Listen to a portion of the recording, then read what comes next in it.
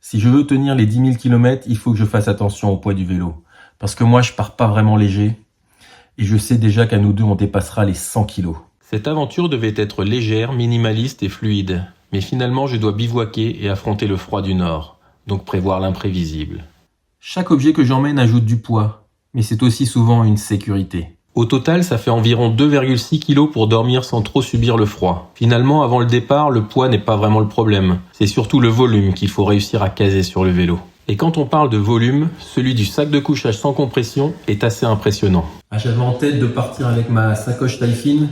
Malheureusement, j'ai changé de vélo et je me suis rendu compte trop tard que l'axe n'allait pas sur ce vélo-là, qu'il fallait un adaptateur et l'adaptateur était en rupture de stock. Et c'est bien dommage parce que en fait, je pensais mettre tout ce qui était pour dormir dedans et je pouvais ajouter une sacoche plus petite sur les côtés là pour mettre les vêtements. Et là, en testant, je m'aperçois que tout rentrait. Donc c'était vraiment l'idéal. Là, on peut voir. Hop. Ça, c'était une grosse question, mais j'avais le tapis de sol, le petit bonus, le gros matelas, et même la tente. La tente, elle rentrait en longueur. Donc là, il va vraiment falloir trouver une solution.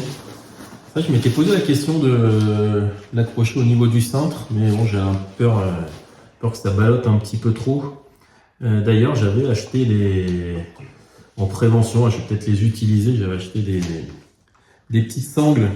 Mais si ça rentre pas, je vais peut-être enlever tout ce qui est armature. Parce que c'est ça qui... l'armature, elle permet pas de compresser plus que ça. Et si on regarde, voilà, en compressant la chambre, voilà, là, ce volume-là, c'est possible que ça rentre dans la sacoche que j'ai acheté pour les fourches. Mais ça, je sais déjà que ça rentre pas. Donc pourquoi pas sortir les armatures et les sangler peut-être justement au niveau du cintre ou au niveau du cadre en fonction des sacoches que j'ai. Si j'en mets pas à l'intérieur du cadre pour avoir un accès plus facile au bidon, peut-être que je les sanglerai. En tout cas, c'est à tester tout ça. En attendant, il va falloir que je regarde si ça peut rentrer là-dedans.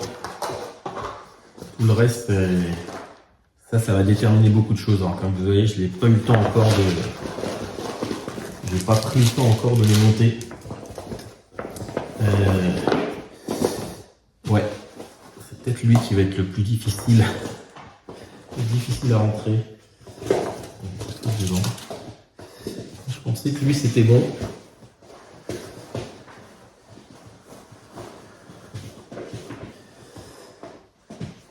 Et ouais, on va s'amuser pour le rentrer. Peut-être qu'il faut pas que je ramène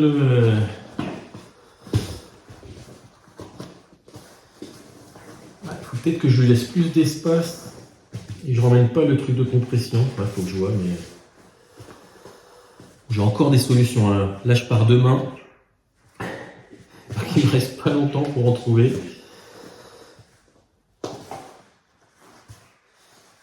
Et ouais, alors tester tout ça. Parce que là, c'est trop, un peu trop juste. Ouais.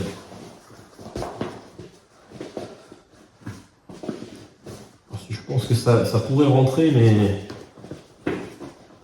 au quotidien, ça va être compliqué à gérer. Donc voilà, j'ai encore des choses à gérer, des choses à tester. Et je pense que ça, c'est une bonne solution. J'ai juste un peu peur que, avec le poids, ça pèse un peu trop et puis ça descend sur la fourche. Du coup, je vais essayer de limiter quand même le poids.